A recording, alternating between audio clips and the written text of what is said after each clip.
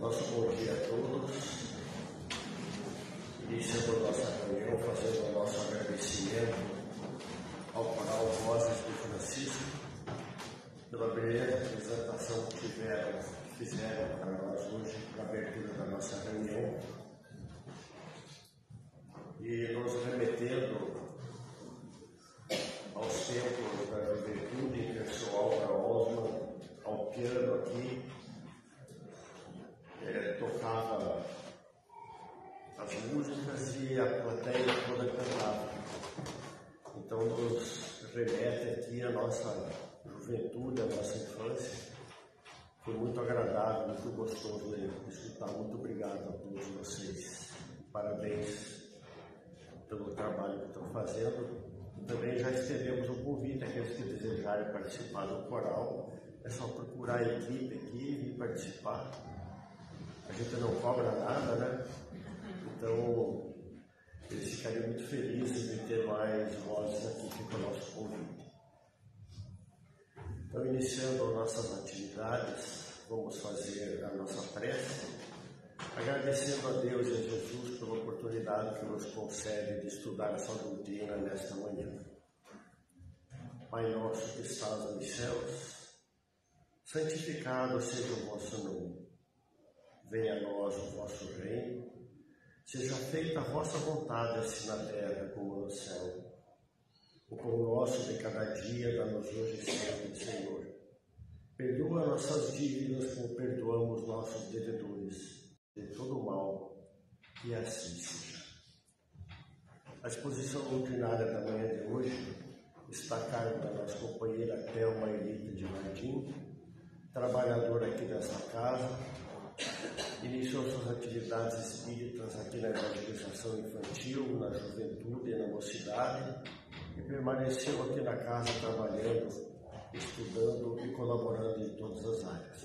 É uma irmã muito querida, a quem nós temos a alegria de passar a palavra.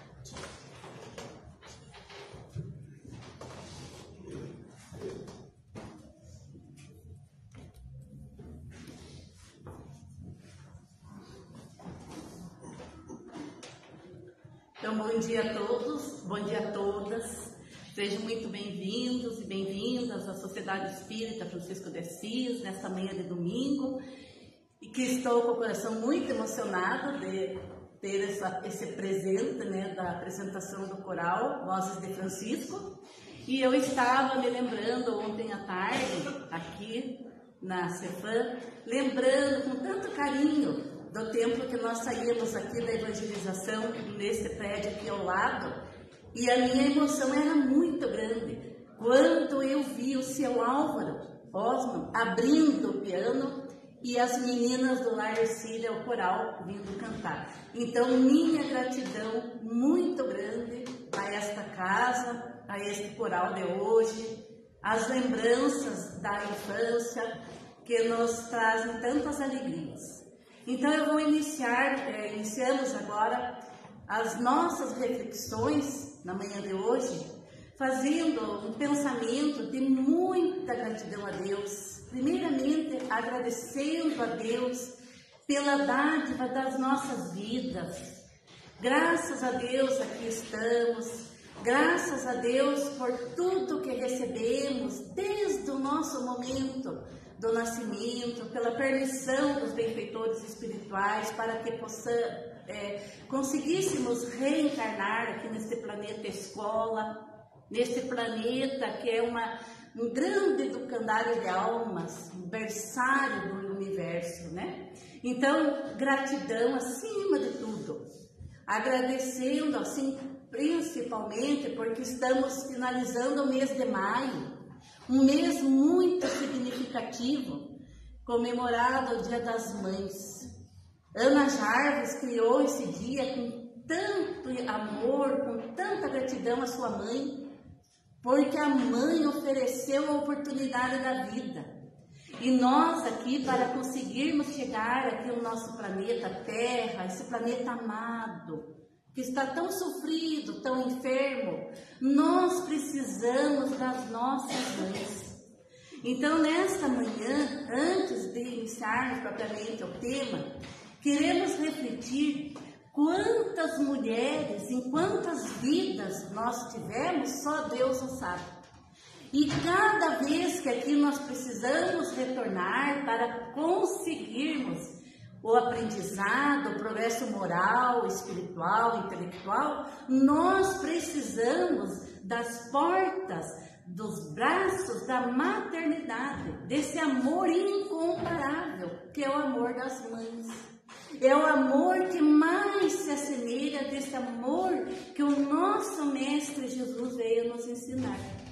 Então, se nós pararmos para pensarmos no dia de hoje, graças a Deus que as mães aqui nos deram a oportunidade da reencarnação.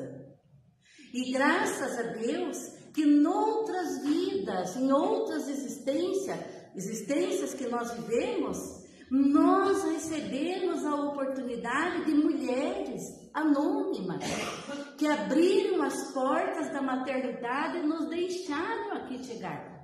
Então nós precisamos da reencarnação para aprendermos todas aquelas dificuldades que nós carregamos por milênios. Nós somos espíritos imortais.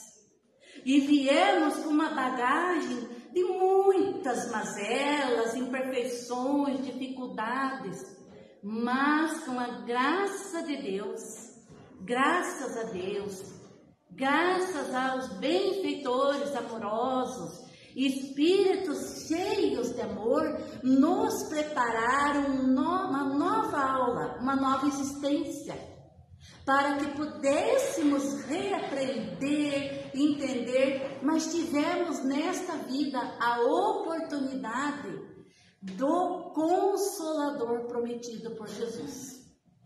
E a doutrina espírita nos oferece essa visão que nós somos seres inacabados, nós somos seres em construção. E aqui chegamos com a terapia do esquecimento do passado, porque nós não suportaríamos rever os nossos inimigos de outras vidas, nós não suportaríamos reconhecer a nossa inferioridade diante daquelas almas virtuosas que muitas das vezes convivem conosco, mas são anônimas, trabalhadoras incansáveis da caridade, trabalhadoras em todos os setores do globo terrestre.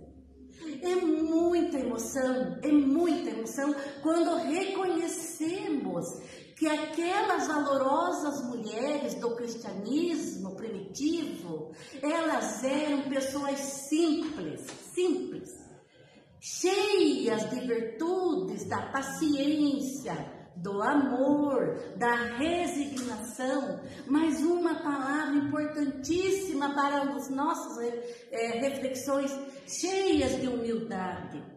Elas eram portadoras de luz íntima, mas eram humildes. Então o Evangelho se tornava vivo na vivência de cada uma delas. E é essa reflexão, esse tema, que eu convido a todos aqui, a todas, encarnadas e desencarnados, encarnados, pela ferramenta online, para que nós possamos nos unir nessa vibração de gratidão, primeiramente. Gratidão por todas as mulheres significativas da nossa existência, desde lá o primeiro minuto de vida, aqueles braços que nos acolheram, as nossas mães, as nossas avós, as nossas tias, as nossas irmãs, primas, mas as professoras também. As professoras que nos alfabetizaram, que investiram todo o seu carinho, que ali no momento daquelas aulas não pensavam apenas no salário que iriam receber no final do mês, mas que se dedicavam com todo o carinho para que aquela criança ali diante dela, ou se dedicam no dia de hoje, para que aquela criança aprenda. E é através do conhecimento, através da educação, educação. Educação, primeiramente, no ensino regular da sociedade, mas a educação do espírito, a formação do conhecimento que nós somos seres imortais. E a doutrina espírita nos traz essa certeza absoluta que nós podemos ter 80 anos, 90 anos, mas nós podemos aprender. Cada dia nós podemos aprender. Então vamos hoje refletir sobre as presenças femininas no cristianismo e vivências do Evangelho. Nós podemos imaginar se hoje ainda existem países que têm regimes autoritários, violência contra a mulher, que não permitem que as mulheres, meninas, possam ir à escola estudar, um direito tão valoroso para toda a humanidade. E nós sabemos desses países ainda que tem um atraso moral, mental, que ainda colocam a mulher como um ser inferior. Mas vamos imaginar, vamos refletir a época de Jesus. Aquela época ainda que muitas e muitas regiões não sabiam do valor da presença feminina no contexto em que viviam.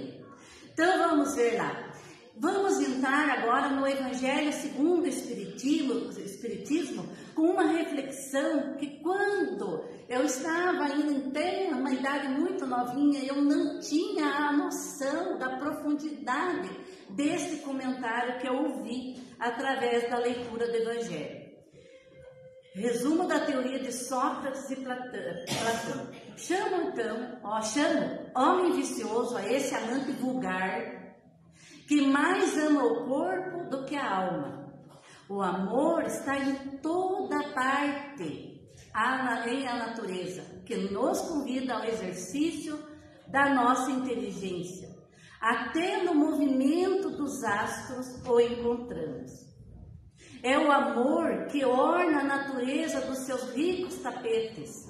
Ele se enfeita e fixa a morada onde se lhe deparem flores e perfumes. É ainda o amor que dá paz aos homens, calma ao mar, silêncio aos ventos e sono à dor.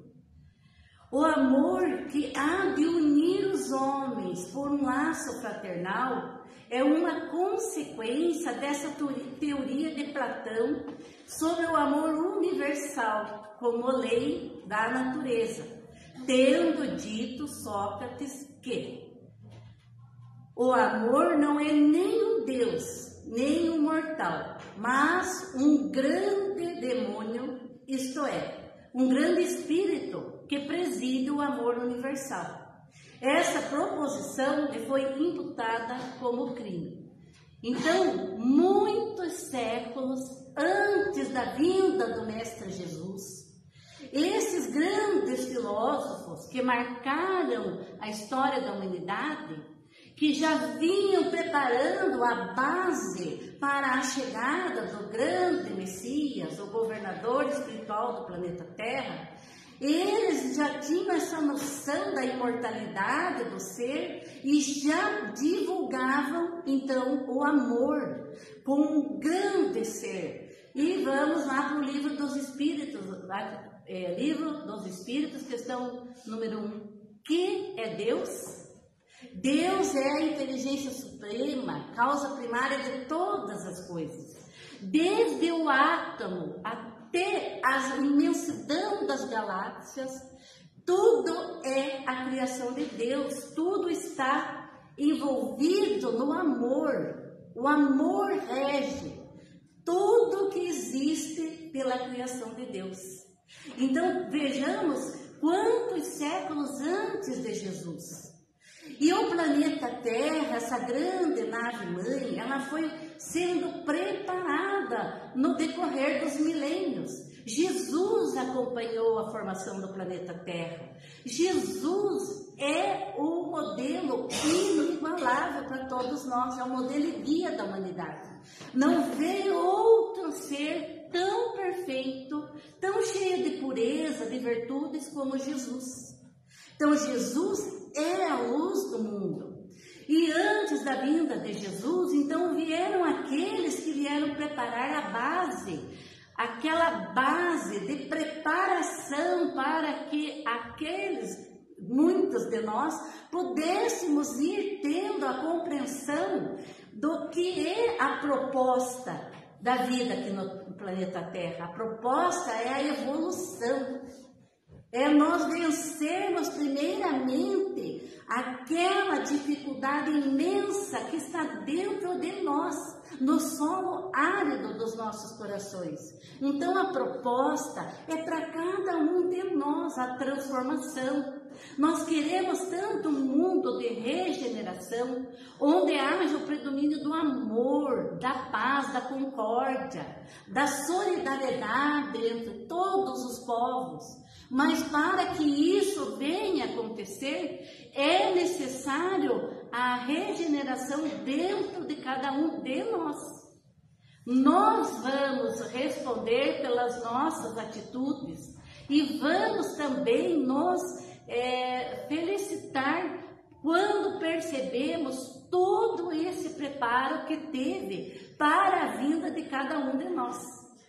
Então vieram os profetas aqui no planeta, preparando o caminho, vieram todos aqueles mártires que vieram preparando, os filósofos, os pais da igreja, vieram todos aqueles que vieram trazer a proposta da lei do amor, até a chegada de Jesus, que veio dividir a história do planeta, né, antes e depois de Cristo. Então nós percebemos assim tantas violências ainda com a presença feminina. Então nós podemos imaginar uma lista imensa de sombras que ainda permanecem no planeta Terra. De um lado, há tanto avanço da tecnologia, tantas modernidades, tanta comunicação, tudo foi melhorando, progredindo, mas infelizmente nós convivemos com crimes diariamente pela questão da presença feminina ainda causar tantas dificuldades para muitas mentes que estão ainda presas à sombra do egoísmo, da prepotência. Então, voltando aqui à nossa reflexão, a história da cristandade fala de mártires que se encaminhavam alegres para o suplício. Hoje, na vossa sociedade, para serdes cristãos, não se vos faz mister nem o holocausto do martírio, nem o sacrifício da vida, mas única e exclusivamente o sacrifício do vosso egoísmo, do vosso orgulho, da vossa vaidade. E colocando mais uma reflexão dos nossos preconceitos, dos nossos pensamentos sombrios, que ainda não aceitamos as diversidades de opiniões, não aceitamos ainda muitas situações e precisamos vencer. Triunfareis se a caridade vos inspirar e vos sustentar a fé. Um Espírito Protetor, Cracóvia, 1861, do Evangelho segundo o Espiritismo. A lei de amor. O amor resume a doutrina de Jesus inteira, visto que esse é o sentimento por excelência. Itens de 8 a 13, Evangelho, capítulo 11. Amar o próximo como a si mesmo. Então, o desafio. Qual é o desafio da nossa atualidade? É vencermos primeiramente a nós mesmos, a reconhecermos que somos seres inacabados, que estamos num aprendizado contínuo de muitas existências, de idas e vindas, mas que nós agora, ao reconhecermos a doutrina espírita na nossa vida, o Consolador prometido, nos esclarecendo dessas dificuldades, desses emaranhados de perturbações espirituais em que o nosso planeta está envolvido, quanta sombra ainda que tenta predominar no contexto atual da humanidade. Ainda existem muitas déspotas domésticos no silêncio dos lares, maltratando as suas mães, as suas amigas, as suas esposas, companheiras. Quanta exploração infantil que nós estamos acompanhando quando a tecnologia vem para nos trazer o progresso do planeta Terra, e ainda nós convivemos com a exploração infantil através das mídias. Tantos crimes acontecendo com as crianças. Então, nós fazemos esse paralelo das condições ainda do planeta, que ainda luta para vencer a sombra, o eu sombra, e realçar o eu luz. Mas aí nós vemos que antes mesmo da vinda de Jesus, Sócrates já afirmava: é o amor que enfeita a natureza com seus ricos tapetes. Se Deus é tanta misericórdia, tanto amor, que nos concede a lei da reencarnação, a lei de amor, a lei da caridade, a lei do perdão das ofensas. E o que nós vemos? Os crimes, as violências, porque não há o perdão, não há o esquecimento das mágoas, dos ultrajes. Há ainda um depósito de lixo moral, de sentimentos que vão atrapalhando o progresso dos nossos espíritos. Então o amor está em toda parte. Então nós vemos uma lista das sombras, mas nós olhamos para tudo que Deus nos oferece e nós precisamos respirar um ar renovado, um ar renovado de esperanças. Mesmo que haja um crime nas escolas, nas creches, que nós entramos quase em desespero e aflição, porque nós não podemos imaginar violência a crianças, violências a idosos, abandono. Isso não entra para nós nas nossas reflexões, nós não queremos aceitar. Mas aí nós lembramos, nós temos a certeza absoluta, o amor está em toda parte, em a natureza, que nos convida ao exercício da nossa inteligência. Até no movimento dos astros o encontramos. Então, o amor, como afirma Joana de Ângeles no livro Psicologia da Gratidão, o amor é a alma do universo. E qual é a proposta de Jesus? É que nós aprendamos a amar a todas as pessoas como nós amamos as nossas mães. E como as mães que recebem os filhinhos com amor, ou como nós fomos recebidos, que amem, aprendam o amor verdadeiro. Então a proposta é a lei de amor, a lei da caridade. E Jesus, sendo a luz do mundo, ele foi o primeiro defensor da mulher, dando o direito de vontade, defendendo a sua dignidade e valor. Sempre cercado de mulheres piedosas que se dedicaram abnegadamente à Boa Nova, à difusão dos ensinamentos dessa lei que vai renovar o planeta, que vai trazer o remetivo para tantas dores do espírito, dores, chagas da humanidade.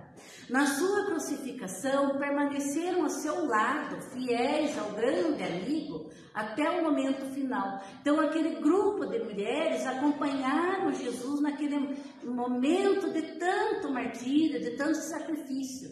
Estiveram ali ao seu lado, Maria de Nazaré, sua amorosa mãe, Joana de Cusa, Maria de Magdala, Verônica, enfrentaram as tradições do seu país e não temeram as consequências da soldadesca romana. Vamos imaginar nos dias de hoje, uma pessoa querendo defender uma pessoa que está sendo injustiçada. Imaginando um cenário muito rápido no mercado, num grande shopping. Às vezes, por um mal entendido, os seguranças já pegam aquela pessoa e já querem levar para um lugar afastado para já resolver com violência e agressividade. Se alguma pessoa vem em defesa, espere, vamos conversar, já é uma dificuldade tão grande. Não quero entrar no mérito da questão, mas já é uma dificuldade ir para um diálogo fraterno num momento de crise, de dificuldade. Imaginemos essas mulheres ao tempo de Jesus, que as mulheres não tinham valor, que eram desprezadas, né? Sempre com aquele olhar, olhando com desprezo, sem valorização. Inúmeras mulheres que a história registrou como dedicadas e fiéis colaboradoras do progresso moral, intelectual e espiritual, muitas devotadas em suas missões de entrega anônima, ao devotamento, ao amor sem limites, ao divino Mestre Jesus, à humanidade devedora eterna. Quantas mulheres pesquisadoras, né, num século ainda muito cheio de machismo, para conseguirem conquistas, tinham que quase que fazer uma luta diária para poder estudar. Vamos imaginar o curso de medicina, que era um curso só para homens. Então, as primeiras médicas do mundo, do Brasil, elas tiveram uma luta muito grande. E muitas e outras situações de mulheres anônimas, que foram lutar pelos seus direitos, mas sempre valorizando a dignidade, a missão também da mulher. Voltando às reflexões, presenças femininas no cristianismo trouxeram para nós exemplos de abnegação, devotamento, caridade e amor. O Cristo foi o iniciador da mais pura, da mais sublime moral, da moral evangélico-cristã, que há de renovar o mundo, aproximar os homens, os seres humanos e torná-los irmãos, que há de fazer brotar de todos os corações a caridade e o amor do próximo, estabelecer entre os seres humanos uma solidariedade comum e uma perfeita moral. Enfim, há de transformar a terra, tornando-a morada de espíritos superiores aos que hoje a habitam. É da lei do progresso, está no livro dos Espíritos, né? A que a natureza está submetida, que se cumpre o Espiritismo. O Espiritismo é a alavanca de que Deus se utiliza para fazer que a humanidade avance. Então, nós compreendemos que é através do conhecimento, do esclarecimento, que todos nós vamos refletir sobre este caminho que é a lei do amor. Ao mesmo tempo, no mesmo planeta em que vivemos, há tantas pesquisas, né, tantos avanços, utilizando-se do exemplo de foguetes, que agora está sendo, né, um projeto, Artemis até, que é bem um nome muito conhecido nosso, para que façamos viagens, façamos nós não, né, os simples mortais, mas pessoas de grandes portes, posses, possam fazer visitas a Marte, a Lua. Então há esse projeto para que as pessoas aqui da Terra possam passear nessas viagens interplanetárias e conhecer a Lua, conhecer o planeta Marte. E ao mesmo tempo, na mesma família humanidade, milhares de mulheres, de famílias se encontram vivendo em situação de rua. Quantos dos nossos irmãos, das nossas irmãs, não têm um abrigo, um teto para viver? E o mesmo planeta oferece, então, essa proposta de viagem fora do planeta. Aí vocês podem me perguntar, mas o planeta não é para progredir? Com certeza. Se nós recebemos essa misericórdia de Deus, dessas microcirurgias, que usam tecnologias de ponta, onde os médicos, cirurgiões estão fazendo a cirurgia na pessoa, no cérebro da pessoa, e a pessoa está acordada, ouvindo música clássica. É o avanço pela misericórdia divina. Mas aí, como ainda o planeta é de provas e expiações, ainda nós nos deparamos com as crianças sendo exploradas pelas mídias, as crianças morando nas ruas com suas famílias e não tendo água encanada para tomar o banho, que é o principal endereço para fazer a matrícula na escola. Então, quando nós avaliamos as condições do nosso planeta, nós não podemos perder de vista a esperança, a certeza absoluta que se Jesus veio até nós, essa luz incomparável, muito mais do que o sol, podemos imaginar, nós não conseguimos olhar ao sol, sem lentes em condições. Mas quando nós olhamos o sol e pensamos que Jesus é muito mais luz que o sol, nós pensamos, ele chegou até nós pela maior simplicidade, humildade que todos conhecemos a história, e foi recebido pelos braços da sua mãe, Maria de Nazaré, exemplo de humildade, resignação, devotamento, amor e caridade. E aí nós pensamos, nossa, mas nós estamos 1000 anos luz? Quantos 1000 anos luz longe, distante do progresso de Maria?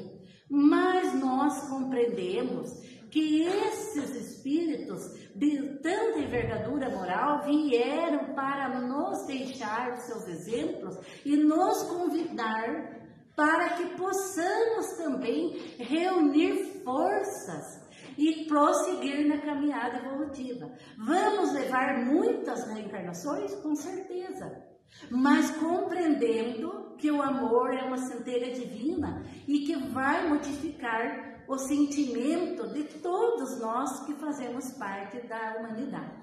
Maria de Nazaré, então, recebeu com tanta humildade a lição do amor incondicional de ser a mãe de Jesus.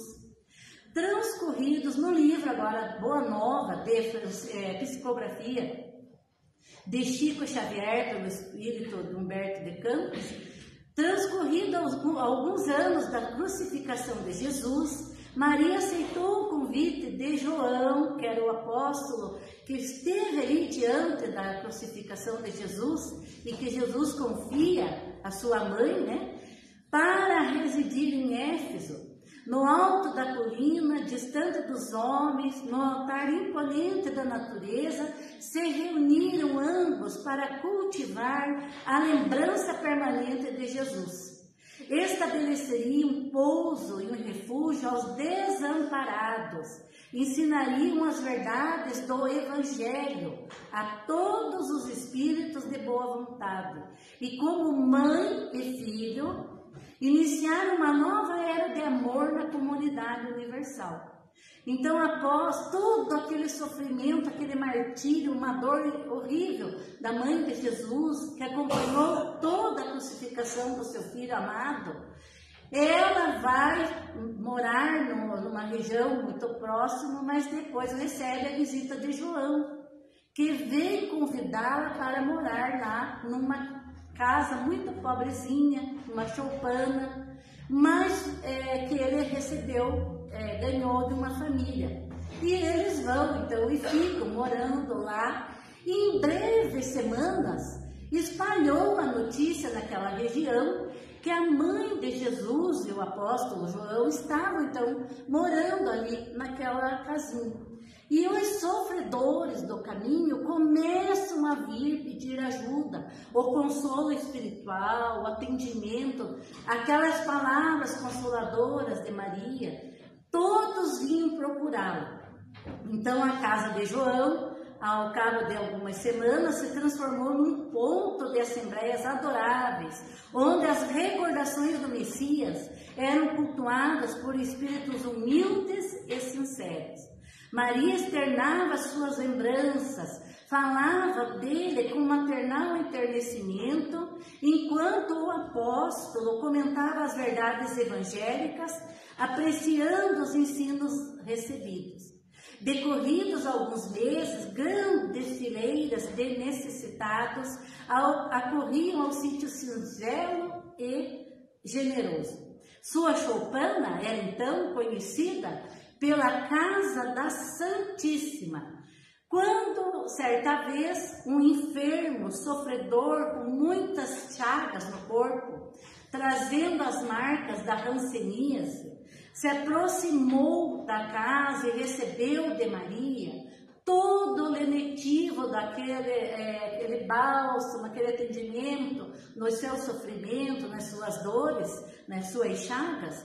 Então ele reconhecidamente, murmurando, falou: Senhora, sois a mãe de nosso mestre, a nossa mãe santíssima. Então nós compreendemos também, através de Bezerra de Menezes, esse espírito tão humilde, tão amoroso, que marcou também a história da doutrina espírita pela sua abnegação, sua humildade em socorrer os aflitos do caminho. Bezerra de Menezes nos traz esse exemplo de uma fé tão viva na Mãe Santíssima, nos momentos mais difíceis de provação, de dor. A Mãe de Jesus está presente para consolar, como lemos e aprendemos no livro Memórias de um Suicida, pela mediunidade, psicografia de Ivone do Amaral Pereira, que no plano espiritual, aqueles espíritos que perderam completamente a razão de viver, perderam completamente a fé viva em Deus, em Jesus, e passaram para o plano espiritual pela sombra de tirar a própria vida, eles são socorridos e socorridas pelas emissárias da Mãe Santíssima, que trazem, depois de muita dor, muito sofrimento em regiões inferiores, eles são resgatados por aquelas trabalhadoras ou trabalhadores do Hospital Maria de Nazaré. São socorridos e tratados depois de muito sofrimento, em que eles lembram que há de existir um Deus, onde há de existir uma força maior que possa lhe tirar daquela dor, daquele sofrimento. Então a Mãe de Jesus vem nos convidar a essas palavras tão fáceis de falar, né? Abnegação, devotamento, mas quantas vidas nós precisamos ter para o aprendizado dessas virtudes que fazem então o Espírito acalmar as dores da humanidade. Pela sua grandeza espiritual, que o emissário de Deus pode penetrar a atmosfera escura e pestilenta do mundo para balsamizar os sofrimentos da criatura, do livro Boa Nova. Esse livro é um convite a essas palavras de humildade, resignação ativa, abnegação, caridade para com todos, sem preconceitos, sem olhar todo o currículo daquela pessoa que está sendo atendida. Então são convites para muitas existências. Tudo que aconteceu lá na casa daquela choupana, tudo está repercutindo no universo, está repercutindo na atmosfera terrena. São os ensinamentos da lei do amor. Joana, segunda personagem, muito rapidamente, vamos lembrar da figura de Joana de Cusa. Entre a multidão que invariavelmente acompanhava Jesus nas pregações do lago de Genezaré, achava-se sempre uma mulher de rara dedicação, nobre caráter, da mais altamente colocadas na sociedade de Cafarnaum. Tratava-se de Joana, consorte de Cusa, intendente de Antipas, na cidade onde se conjugavam interesses vitais de comerciantes e pescadores. Então essa cidade era uma cidade relativamente pequena, mas um comércio muito intenso, e muitas pessoas passavam por essa região. E essa mulher, Joana de Cusa, ela tinha uma condição social muito elevada, de grandes posses. O seu marido era intendente, então ele tinha um cargo muito importante. E ela vem conhecer as pregações, vem ter com Jesus, e ela sente esse chamado, esse convite à lei de amor. E ela sente uma dificuldade muito grande de convivência com seu marido, porque ela gostaria que ele também viesse conhecer Jesus. Aquela humildade de Jesus, aquelas reflexões, Jesus que atendia toda aquela multidão de aflitos, desesperados, todos que ali vinham. E Joana de Cusa tinha essa necessidade que o seu marido conhecesse a figura de Jesus. Mas ele, por estar lá no império, com aqueles soberanos da época, não tinha nenhum interesse de estar indo naquelas reuniões, lá diante do lago. E o que a Joana veio então conversar com Jesus, que estava muito difícil a convivência com esse senhor que não tinha nada daquele bom sentimento, da paciência, aquele momento de amor, de compreensão dentro do lar. Mas Jesus reafirma que ela tivesse muita paciência, muita resignação, que olhasse aquele marido como um filho muito amado, um irmão necessitado do caminho, que ela retornasse ao lar e continuasse a sua vida, a sua vivência, para ajudar o seu marido ao progresso moral e espiritual. Mas decorridos, aí nós fazemos uma ressalva. Dentro das condições de respeito e de amor.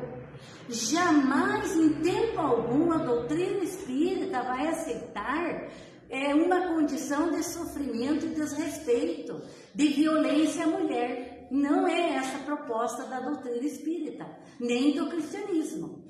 É o respeito acima de tudo, o amor, a condição de união em base do respeito mútuo e do cultivar o aprendizado do amor verdadeiro. Então Jesus convida a Joana de Cusa para retornar à sua tarefa de missão, missionária dentro do lar. Ela recebe na sua vida ali dentro do lar 2 filhos e passa por muitas dificuldades a partir do momento em que o seu marido fica doente, perde o cargo importantíssimo que tinha. Joana de Cusa começa então a passar por agruras na vida aqui na terra, mas ela não desanima. Ela lembra da frase de Jesus: vai, filha, e ser fiel. Fiel, então, à lei do amor, à lei da caridade, do perdão das ofensas. E ela retorna ao lar e fica, então, vivendo, e começam a ter dificuldades financeiras também. E para surpresa de muitas amigas do Império Romano, daquela sociedade soberba, cheia de pretensões, não admitiam que Joana de Cusa viesse a fazer trabalhos domésticos para trazer o sustento aos seus filhos. Então vejamos a firmeza desse espírito, dessa personalidade de Joana, que vem ser uma das reencarnações de Joana de Ângeles. Ela sai daquele patamar da esposa de um grande chefe do Império Romano e vai trabalhar na casa das amigas, fazendo trabalhos domésticos para sustentar os filhos. E ela vem trazer na história do cristianismo um papel importantíssimo de dor suprema. Quando os cristãos são perseguidos implacavelmente pelos soldados romanos e começam a fazer aqueles suplícios aos cristãos de jogar para as feras, queimar nas fogueiras, que nós não conseguimos imaginar o tamanho do sofrimento dessas pessoas que se tornaram mártires da história do cristianismo. Mas lá no Evangelho nós vemos, hoje não é necessário o sacrifício da própria vida, nem o holocausto, nem o martírio. O desafio é vencermos a nós mesmos, a fera que habita dentro de nós. Mas voltando aqui para as passagens do cristianismo, nós vamos ver que Joana de Cusa, então ela é queimada e escuta os gritos de um jovem que também está nas fogueiras e vem tratar-se do seu filho. É muito difícil ler o livro Boa Nova e não se emocionar. É uma dor suprema que a mãe ali, naquele momento, escutando as dores do filho. E os soldados dizem, ela escuta o primeiro filho dizendo: abjura Jesus, minha mãe, abjura por mim. Olha, nós perdemos, olha a condição em que nós estamos, abjura Jesus. E ela não, ela manda o filho se calar, porque precisávamos ter, ela diz ali, um maior respeito, que se Jesus foi imolado na cruz, ela ali não queria jamais voltar atrás da sua proposta de ser uma verdadeira cristã. Então o soldado ainda lhe disse: foi isso que Jesus lhe ensinou a morrer assim queimada? Ela não. Jesus lhe ensinou, olha a lição do perdão das ofensas em maior grau de entendimento. Jesus também me ensinou a amar, a vos amar, perdoar e vos amar. Então ela passa por esse testemunho de uma grande mártir e continua firme, né, ali até os últimos instantes. Então é uma fé, Joana possuía verdadeira fé, e foi através do seu exemplo que ainda ela traz para nós muitos ensinamentos, né? Depois, em outras vidas, como Joana Inês de la Cruz, em outras terras latinas, mas tentando fazer a conclusão, porque eu quisemos trazer mais exemplos, né? Presenças femininas no cristianismo deixaram de forma marcante exemplos, vivências do Evangelho, pelas suas vidas de renúncia, abnegação, devotamento aos mais sofredores, humildade, caridade e amor. Maria de Magdala vem nos trazer um exemplo de transformação profunda, real, em tempo presente, no contexto em que ela vivia. Nós ouvimos muito nas palestras a conversão de Paulo, né? Saulo, que perseguia Jesus, perseguia os cristãos, e quando Saulo cai do cavalo naquele encontro com a luz de Jesus e pergunta: mestre, o que queres que eu faça? E se transforma em Paulo, o apóstolo, nós nos emocionamos. A narrativa de Divaldo, Pereira Franco, de outros tantos palestrantes. E quando nós entramos no pensamento desta mulher no livro Boa Nova, nós reconhecemos também essa conversão tão profunda desse espírito, que quando se encontra com Jesus, tem esse encontro com o olhar do doce Rabi da Galileia, e ela passa por essa transformação tão grande, e que ela vem também praticar toda a lei da caridade e do amor.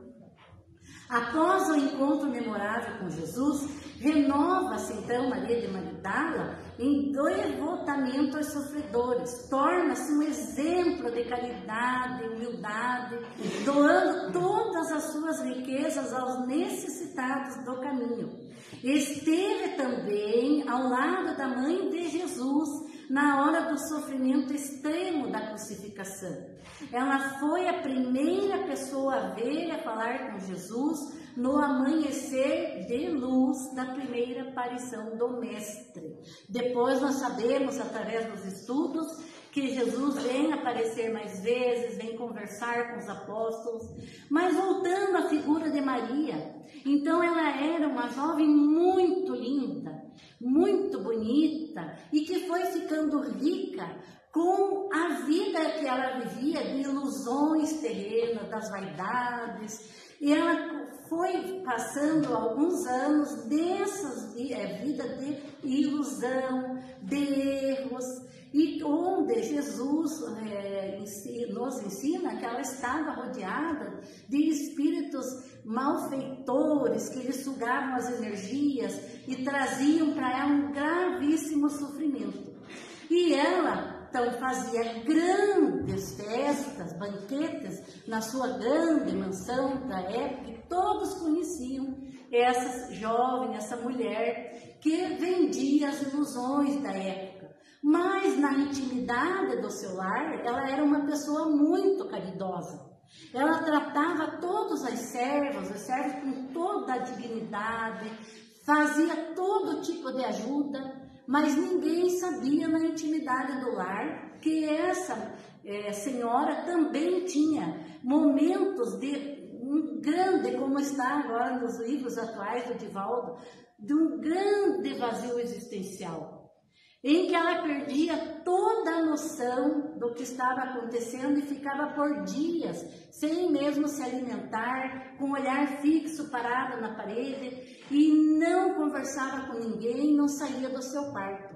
Então vejamos, pela questão psicológica muito superficial, no momento Maria fazia grandes festividades, recebiam todos aqueles homens poderosos da época na sua mansão, e em outros momentos ela estava completamente triste, infeliz, morando ali sozinha, olhando aquele vazio, sentindo dentro de si um vazio existencial.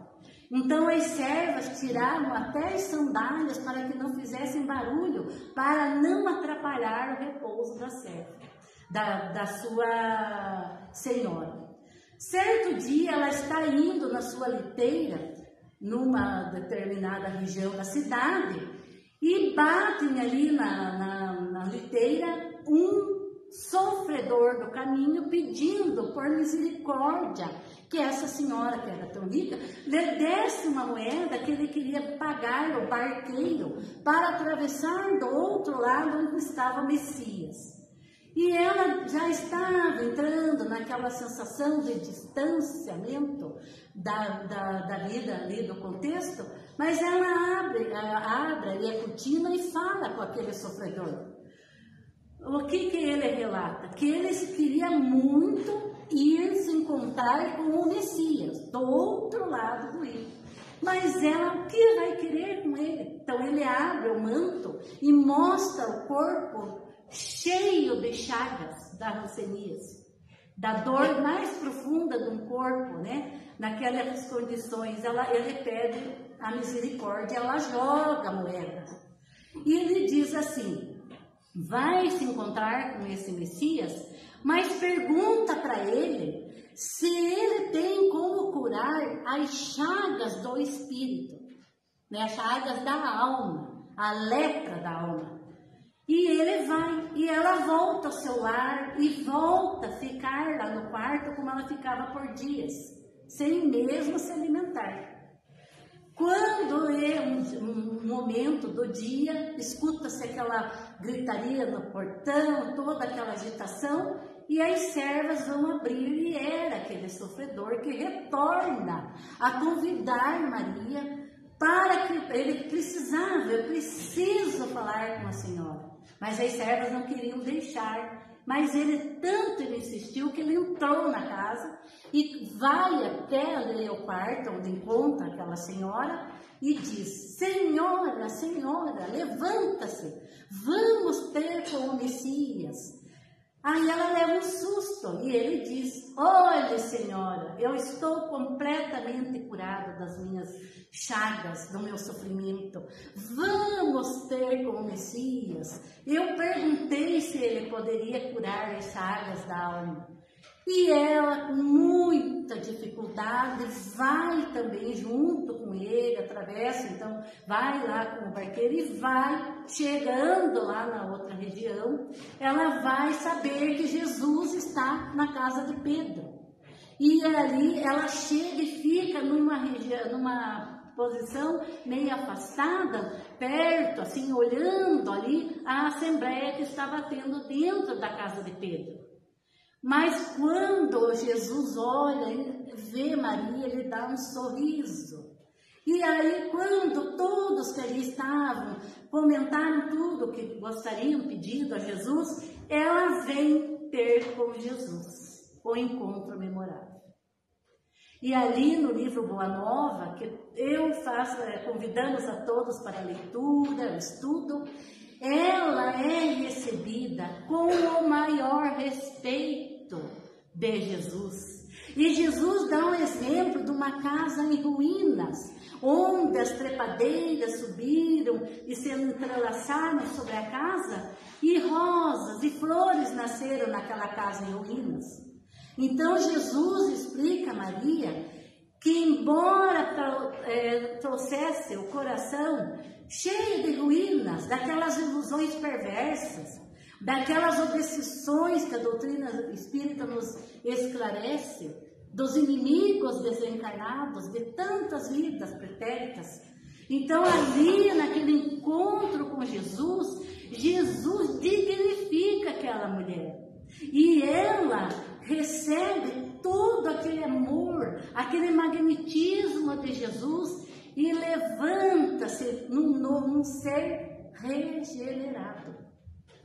É esse o convite dos tempos atuais. Por que então lembrarmos de todos esses fatos históricos da presença feminina do cristianismo?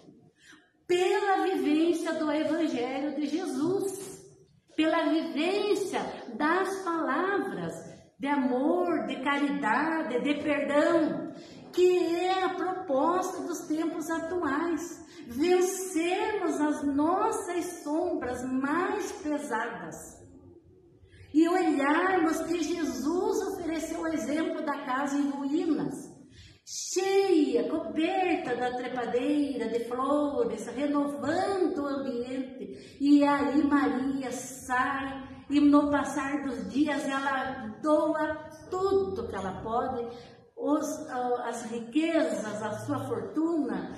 As pessoas dali da cidade imaginaram a Maria, essa Maria ficou louca, enlouqueceu. Ah, mas ela se encontrou com o Messias? Sim, ela se encontrou com o Messias. Mas ela, como Paulo, o apóstolo, ela levanta um novo ser. E ali ela pratica todo tipo de abnegação aos sofredores, a caridade em toda a sua forma e expressão, e vai viver geralmente junto com os sofredores. E quando, após a crucificação, ela se sente em completa solidão. Ela gostaria de ir com alguns dos apóstolos. Aí vem aquele preconceito da época, como que eles iriam viver fazendo as pregações, levando uma mulher. aí ela fica em solidão. E se encontra nesses momentos de grande solidão, onde ela sempre estava ajudando os aflitos, os desesperados, ajudando de todas as maneiras. Quando ela está sozinha, passa um grupo de pessoas enfermas também da hanseníase, e ela segue com aquela multidão de aflitos, vivendo a partir daquele momento com eles. E fazendo todo tipo de consolo, daí nós vamos ver a caridade moral. Então Maria vai com aquele grupo de aflitos, sofredores, ela vai, mas ela pratica a caridade material, porque com certeza ela ajudava a alimentar os mais com dificuldade. Ela traz a palavra de Jesus, de consolo, sempre falando que Deus é amor. E que Jesus tratava a todos com respeito, com dignidade, e que como todos nós nesta manhã precisamos compreender que nós já passamos por muitas existências, que nós recebemos braços amorosos de mãe, que nós recebemos exemplos das nossas avós, das nossas tias, das professoras, das nossas irmãs queridas, amigas cantantes. Graças a Deus por tantas bênçãos que recebemos.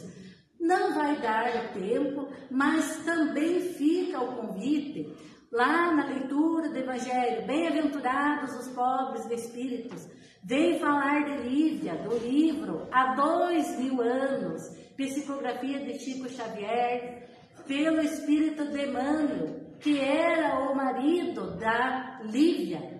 O próprio Emmanuel traz os relatos, então, nesse livro. E aquela época, nós vamos ver, lá no estudo do livro Há 2000 anos, nós vamos ver que Públio Lentulus, que era também um chefe romano, um senador romano, já tinha do seu lado uma esposa que tinha uma luz imensa, imensa. Então eu fico convidamos a todos e a todas para refletirmos aonde estão esses espíritos luminares dessas mulheres amorosíssimas, simples, a busca da simplicidade, da amorosidade e da humildade. Vestes simples, mulheres dos pescadores, aquelas que estavam camponesas, anônimas, onde estão? Lígia troca suas vestes com as vestes da serva Ana e vai sempre ao encontro de Jesus, aqueles encontros escondidos das perseguições da soldadesca romana. E num certo dia, quando ela troca as vestes, ela é encaminhada ao Circo Máximo de Roma, no lugar da serva Ana.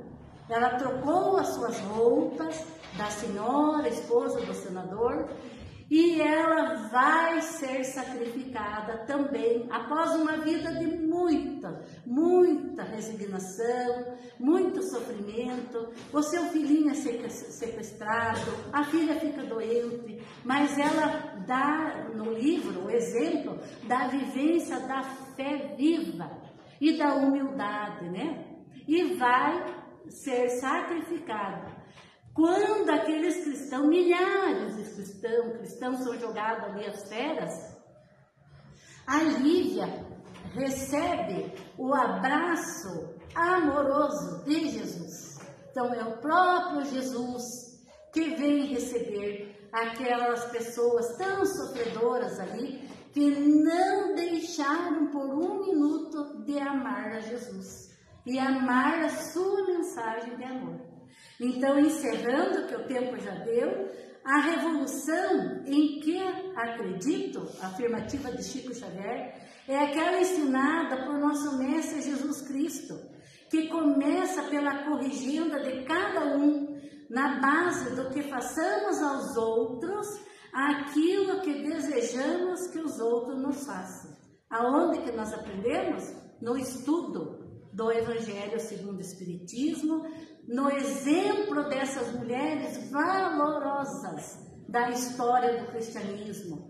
Madre Teresa de Calcutá, eu nem preciso fazer um comentário, Ivone do Amaral Pereira, Amélie Baudet, esposa de Allan Kardec, que foi uma batalhadora na divulgação do Consolador Prometido, Irmã Dulce e tantas outras irmãs e amigas espirituais completamente anônimas. Então, nos dias de agora, fazendo o final, lembrando também de Malala, a jovem que ganhou o prêmio Nobel da Paz em 2014, pela luta constante do direito das mulheres estudarem, do direito das meninas frequentarem as escolas. Que não haja preconceito, né? Que não haja preconceito, que esses países possam receber a luz do entendimento, que as mulheres possam tirar aquele véu da ignorância, que não podem ainda mostrar o rosto, e possam ter todos os direitos, mas que através dos direitos venham também a valorização da missão de mãe, da missão de vó, da missão de professora, de enfermeira, de astronauta, de todas as profissões, mas que as virtudes predominam. Que as feministas sejam também as que carreguem a bandeira da paz universal, a bandeira do amor e da compaixão às nossas irmãs que estão à mercê da educação, à mercê da lei do amor. É essa proposta para que não tenhamos o vazio existencial, para que nós não tenhamos a tristeza dos dias de dores da humanidade, para que nós possamos cultivar dentro de nós a proposta da regeneração do planeta através do nosso coração, que não seja mais um solo árido de preconceito, de ódio, de mágoa, que o nosso coração possa se transformar milímetro a milímetro na condição de amor. Amar a Deus sobre todas as coisas e ao próximo como a nós mesmos. É essa a proposta de Jesus. E vamos com fé, porque nós temos milhares de reencarnações para compreendermos o valor do verdadeiro amor.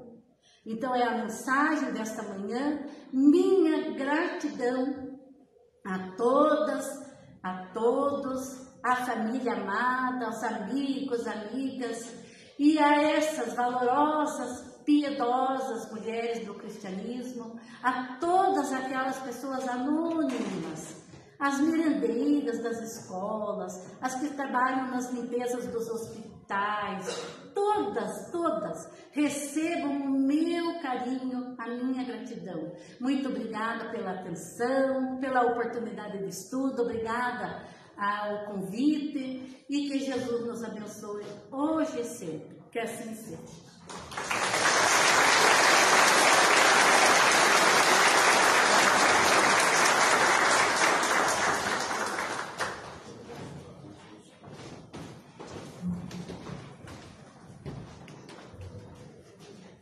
Nossos agradecimentos a Thelma pela belíssima mensagem que nos trouxe na manhã de hoje, que sirva para a nossa reflexão semanal.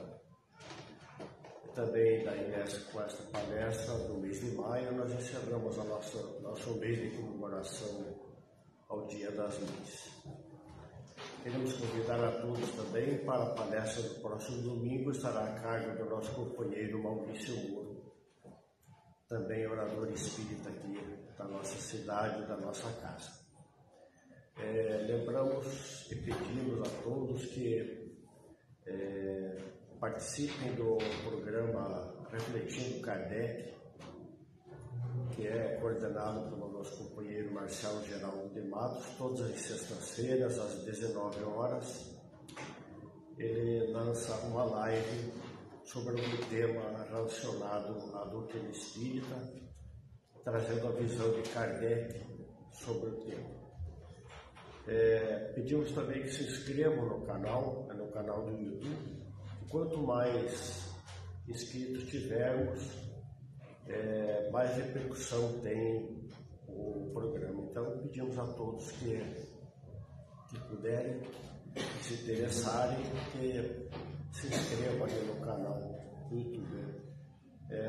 O nome é Cifã, puxou ali, já abre.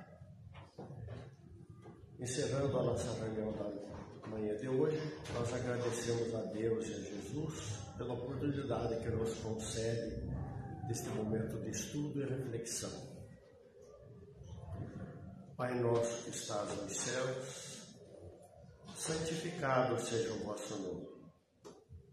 Venha a nós o vosso reino, seja feita a vossa vontade, assim na terra como no céu. O pão nosso de cada dia dá-nos hoje e sempre, Senhor. Perdoa nossas dívidas como nós perdoamos nossos devedores. Não nos deixes cair em tentações dos maus, mas livra-nos, Senhor, de todo mal, que assim seja. Um bom domingo e uma boa semana a todos.